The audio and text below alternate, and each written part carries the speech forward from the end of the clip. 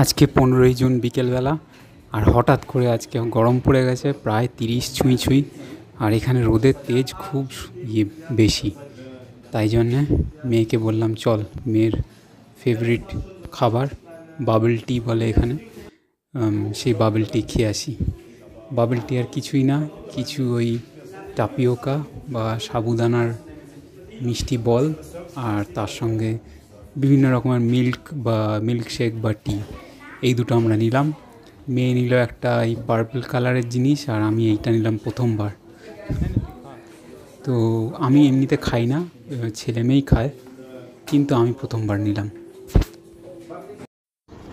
একটার নাম হচ্ছে পার্পল মুন লিচি, যেখানে লিচু আছে, আর একটা হচ্ছে হোয়াইট পিচ টি, সেখানেও লিচু আছে, আর ওই ছোটো ছোটো বাবলের মতো টাপিওকা আছে।